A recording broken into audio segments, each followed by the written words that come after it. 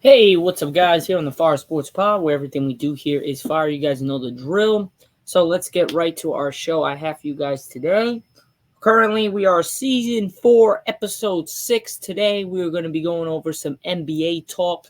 We are currently on TikTok live right now. Um, we're just going to be going over. I know our recap Monday show that we had on Monday with my boy Ian.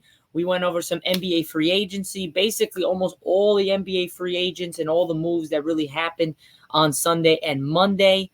Now we're just going to go over 3 legitimate stories and news. Now, there has been a lot of speculation on why Klay Thompson left the Golden State. So we'll be getting into that. That's our first segment. Our second segment, we'll be getting into the Lakers give a 4-year, $7.9 million contract to Bronny. We'll be going over how that kind of shaped up.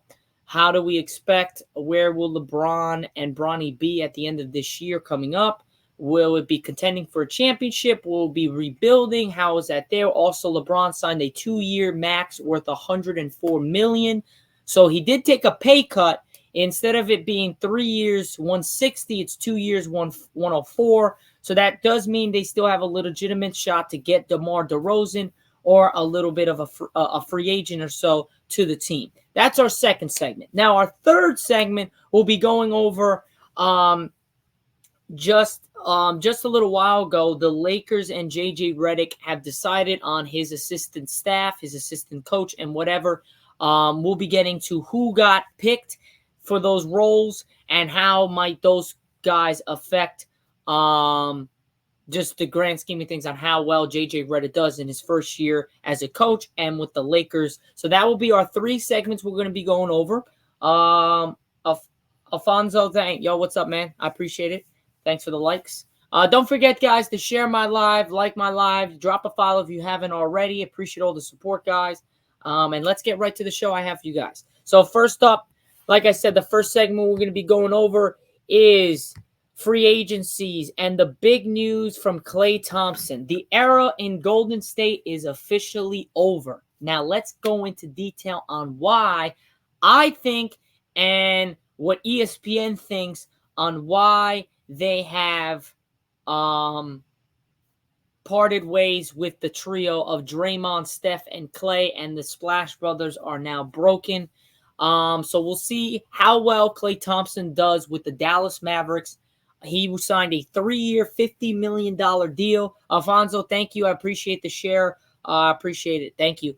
Now, let's go into detail. Now, if you're a basketball fan, yeah, you don't even have to be a Warriors fan. You're just a basketball fan and a junkie. It's a sad day because for me, I grew up watching the Warriors. I grew up watching that trio with Steph, Draymond, Klay versus LeBron, Kyrie, Kevin Love. Then the Lakers moments that they had 2 years ago in the playoffs. It was great to see. And now it's officially over, and it's sad to see.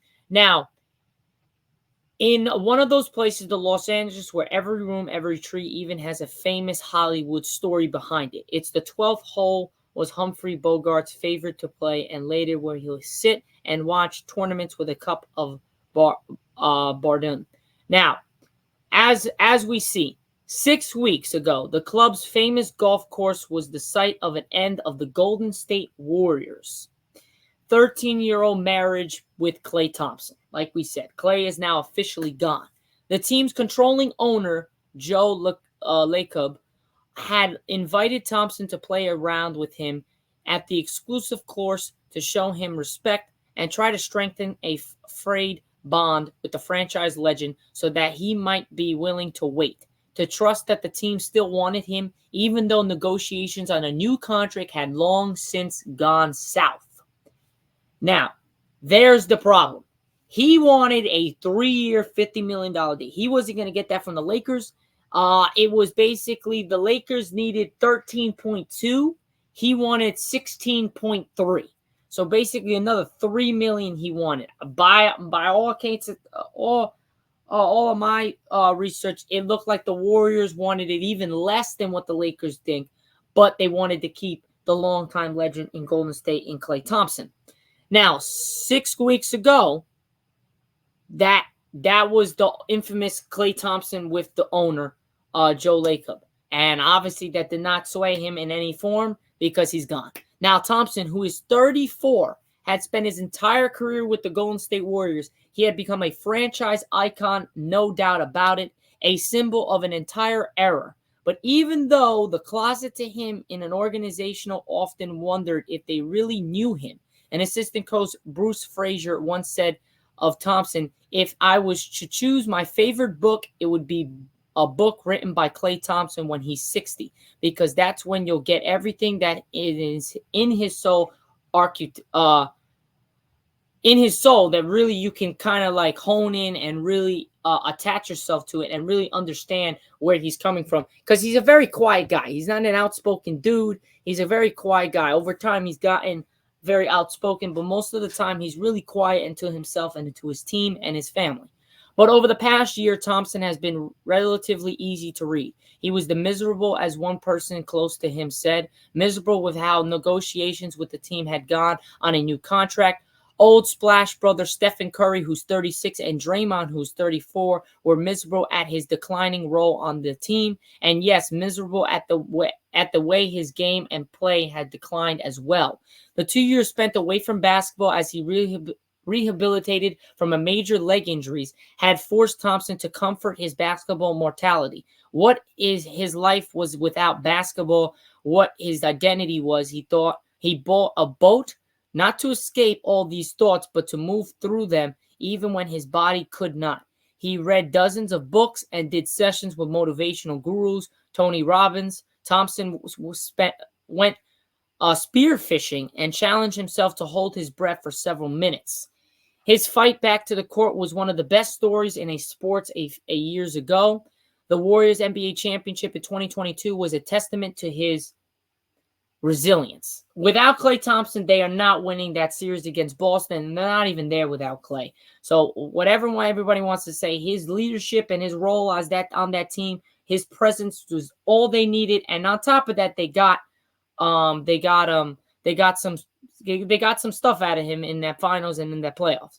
But everything since that championship has been off. The team, Thompson himself, the joy, such a hallmark of the Warriors' dynasty run since 2015, has evaporated.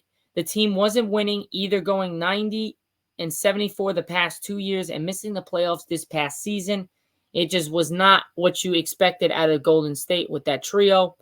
Thompson had felt disrespected. Sources say that the team didn't offer him an extension the summer after they won the title. That feeling only deepened the following summer when Golden State was only willing to discuss a 2-year contract in a range of $23 million to $24 million instead of matching the 4-year $100 million deal Green has received. Now, for me, I do not think that the Warriors needed to give him a $100 million contract, because of the fact that Draymond definitely deserves it more because he's there on the floor. Yes, he's got that problem with the on-the-court situations where he just does some bull crap and then he just gets himself suspended.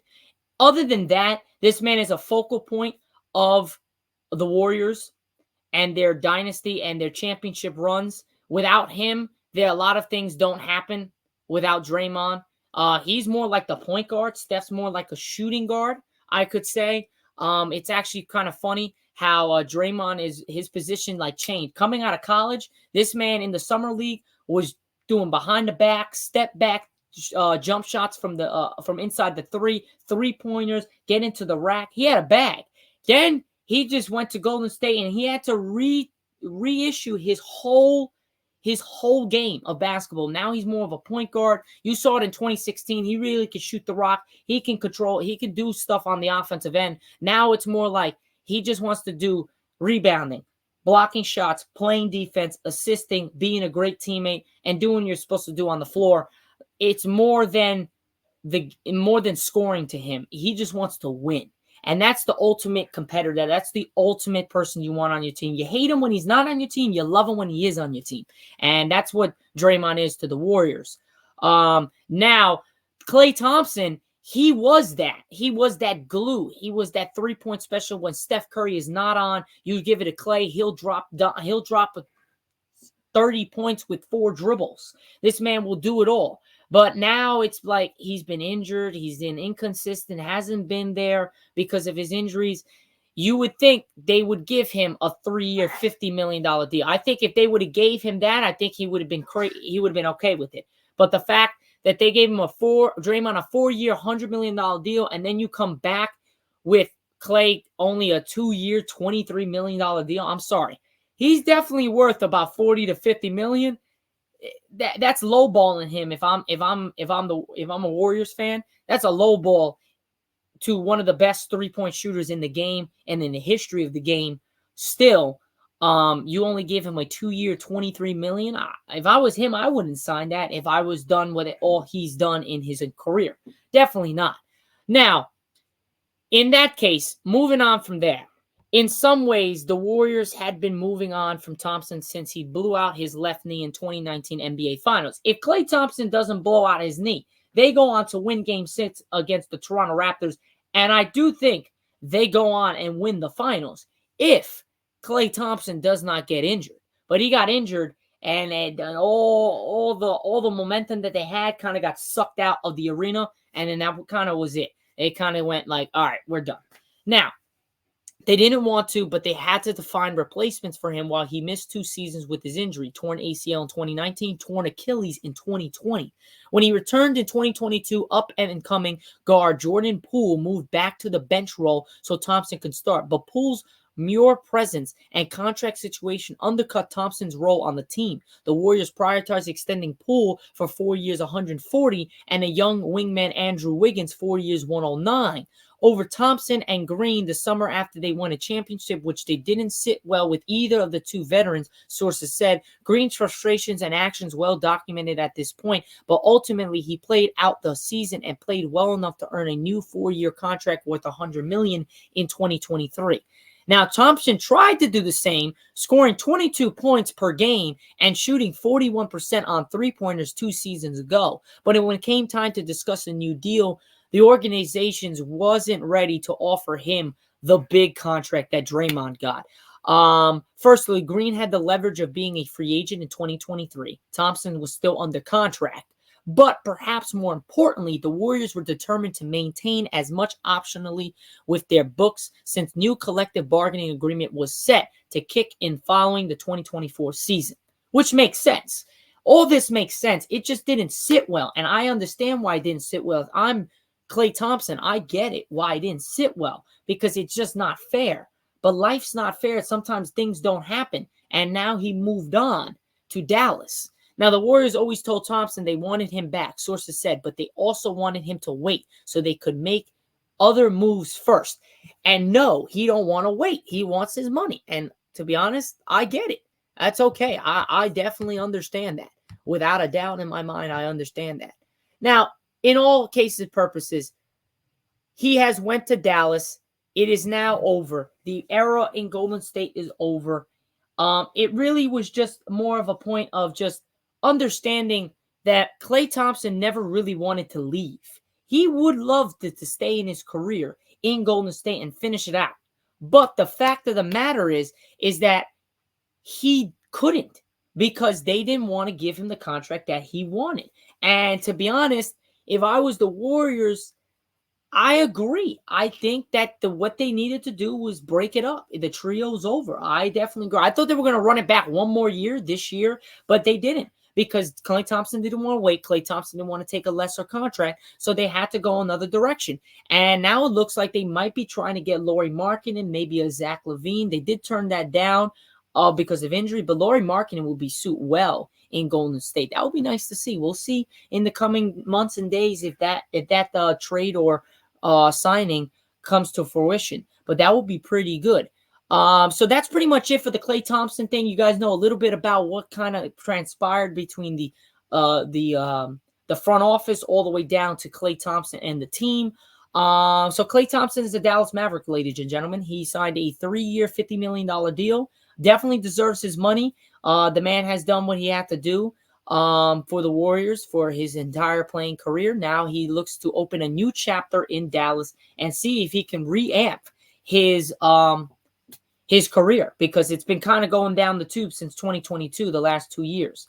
So I really definitely think Klay Thompson's going to be there, and it's going to really help out Luka and Kyrie with the just shot-making ability. He doesn't have to do much. Just sit in the corner, knock down shots, and occasionally drive to the basket. Now, our second story that we're going to go over, we're currently 15 minutes into our show, will be Bronny. Now, we went over a lot of this. Bronny James is getting a 4-year, $7.9 million deal with the Lakers. That is a lot of money for a kid, and not to mention his NIL deal, his FaZe Clan deal, his endorsements, I think he's part of the Beats too with with LeBron. So he's got a lot of money. And this is just the icing on the cake. 4 years, 7.9 is great to see. Because Bronny's come a long way, man. All that pressure, and if you think there's no pressure being the son of LeBron James, I don't know if you're living under a rock or you just don't understand how hard it is to be a son of an NBA player, and especially a person that is compared to by LeBron James, compared to as the second best, if not the best player to ever walk this planet and play basketball. It's hard, but now Bronny's a part of him and his team with the Lakers. Now we'll see if Bronny kind of gets into the flow. Is it a distraction with him and his father, or is it like, all right, I already know what I got to do. I already know the expectations. Let's hit it and let's keep on rolling. I think it's going to be let's hit it and keep on rolling. I don't think there's going to be a little bit of an adjustment, of course, college to NBA. But with his dad, I think it's just going to keep going straight forward. And no one's going to look back. I think that's what it. But Bronny James agreed to a 4-year, $7.9 million contract with the Lakers on Wednesday. A league source told ESPN. Reaching the deal on the same day, LeBron James agreed to an extension with the team and ensured the first father-son duo in NBA history will play for the purple and gold next season. Bronny James, a rookie deal begins at $1,157,000 in 2024-2025 and progresses to 1.9 the following year, 2.296 in 2026 and 2027, and 2.486 for a team option in 2027-2028, sources told ESPN. Now, the 19-year-old guard averaged 4.8 points, 36.6% shooting, 26.7 from 3, 2.8 rebounds, and 2.1 assists in 19.3 minutes at USC. After undergoing a heart procedure last summer, he said the nearly 5-month layoff because of the medical issue affected his development. Definitely did. You can't go from a cardiac arrest, your heart stopping on the court, almost dying, to be basically 5 months later to be able to jump on the basketball and be exactly what you were in Sierra Canyon and before you had the cardiac arrest. It's not going to happen. It's physically impossible. Physically impossible. So the fact that he even came back is remarkable. Now, Lakers Vice President of Basketball Operations and General Manager Rob Pelinka praised James' mindset and potential as a point-of-attack defender. And new Lakers coach J.J. Redick said James, whom Los Angeles selected with the number 55 pick last week, will be a top priority with the team's revamped player development program. We love to see that. Now, we view Bronny a case study because of his base level of field athleticism, point-of-attack defender, shooting, passing. Redick said, there's a lot to like about a game, and we build out our player development program holistically. He's going to have a great opportunity to become an excellent NBA player. I definitely agree with that. I think J.J. Redick was, if it wasn't J.J. Redick, it had to be the guy from UConn. It had to be. If it wasn't Dan Hurley, it had to be J.J. Redick because I think he connects well with the younger stars.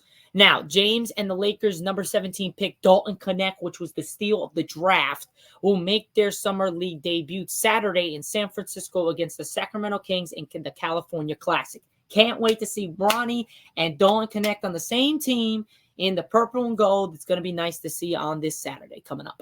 James' signing brings the Lakers to a roster of 15, the maximum number of players an NBA team can carry. So we got a full roster, full amped up roster. It's going to be great to see. I cannot wait to see how Bronny, I'm telling you, the first play of the game in the first NBA game of the regular season is going to be a Bronny James lob to his father LeBron, and it's going to be one hell of a party after that game. I can't wait till the season opens up. We got a long way to go until October, but we get to see Bronny and Dalton connect on the floor for some Summer League games starting this Saturday against the Sacramento Kings. If you're not doing nothing this Saturday, definitely go watch that. Obviously, it's a Summer League game, but just to see Bronny embraced by his father, probably is going to be there for that game, as well as Dalton connect, because I think that was the steal of the draft. I think that was the best pickup the Lakers can do at 17, especially not taking Bronny, because we all know Dalton was not going to be there at 18 all the way to 55th. So the fact that we got Dalton at 17 and then was able to basically do what we wanted to do at 55 by picking Bronny, I think that does wonders for us. Now, 20 minutes currently through our show. We are moving on from our second to our third segment. Now, the sources came out today. Lakers are adding Nate McMillan and Scott Brooks to the staff. So those are the new guys that are helping out J.J. Redick. The Los Angeles Lakers are hiring Nate McMillan and Scott Brooks as top assistants on J.J. Redick's new staff, sources told ESPN's Adrian Wojnarowski on Wednesday. Redick gets 2 longtime coaches, which is great because he's the new coach and a young coach. That's great to have as an assistant, the guy that's experienced, for his staff who have a combined 31 seasons of head coaching experience between them. That is remarkable and great to have as a staff, to have 2 guys that have basically combined for over 3 decades of coaching with a person at the head coaching position that has never coached with J.J. Redick. I think that's a great pick. McMillan, who's 59 years old, was fired as coach of the Atlanta Hawks on February 21. He replaced Lloyd Pierce as interim coach for the Hawks in 2021, engineered a run to Eastern Conference Finals, and was awarded a 4-year contract. That's great. I didn't know. I forgot McMillan was the Hawks coach. This guy's good. I can't wait to see how they use him as an assistant coach because, hey, 31 years of experience with 2 assistants with a coach that's not really has no experience as a coaching at the coaching position, I think is absolutely tremendous to have. He went 99-80 with Atlanta and has a career record of 760 and 668. Prior to joining the Hawks, he spent 5 seasons with Seattle, 7 with Portland, and 4 with Indiana. McMillan has taken his teams to 11 playoff appearances, going 28-48. Brooks has been serving as an assistant with the Trailblazers on Chauncey Billup's staff. He last served as a head coach of the Washington Wizards, which we remember that, with whom he spent 5 seasons from 2016 to 2021. Prior to that, he coached the Oklahoma City Thunder for 7 seasons.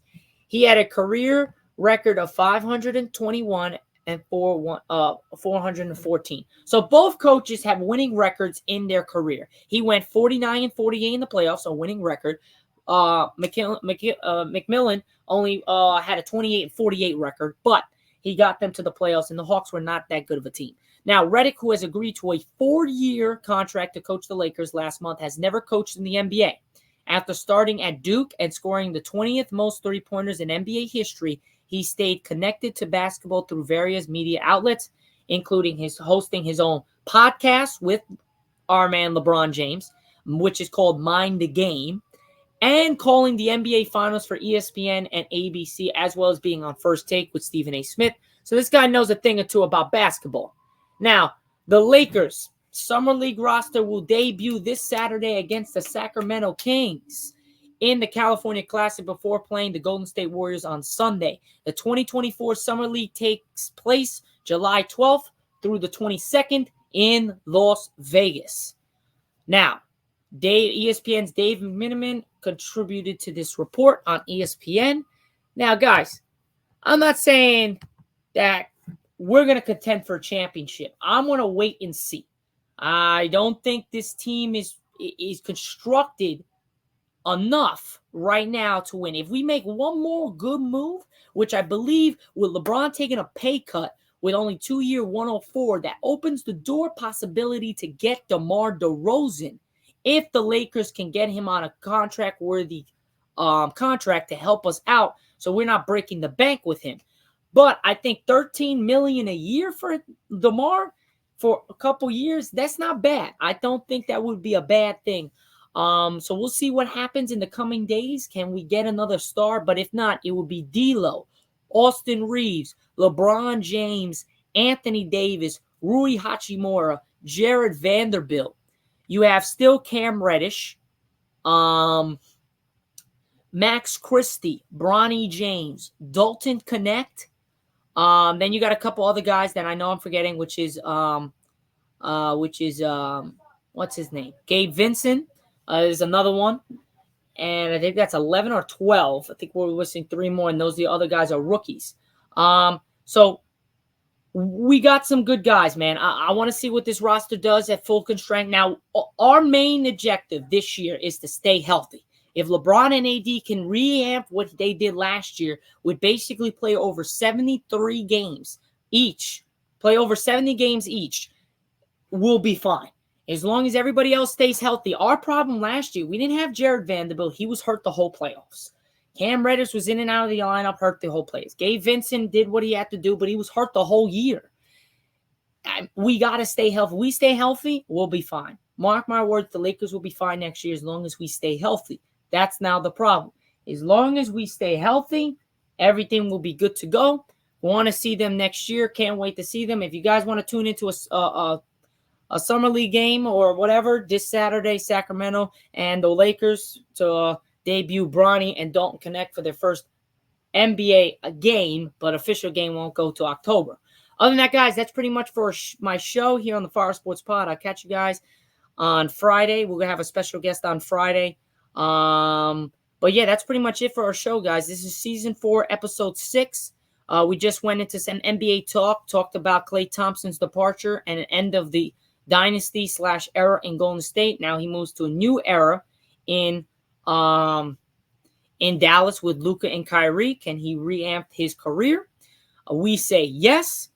I think it's going to do wonders for him and the Dallas Mavericks to have another veteran and another guy to knock down shots. Second segment going over Bronny James getting a 4-year, $7.9 million deal and how that might affect the Lakers and himself financially, as well as the Lakers just in general as a team. And then going over Scott Brooks and Dave McMillan getting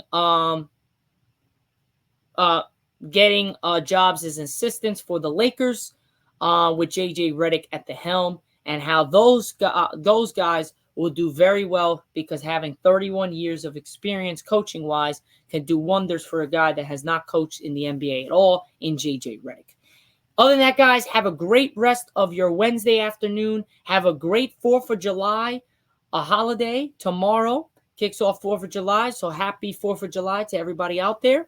Hope you guys stay safe, enjoy the weather, and have a great time. I will see you guys on Friday for Season 4, Episode 7. Catch you guys there. Have a great day and enjoy 4th of July. Happy 4th of July to everybody. Peace out, guys.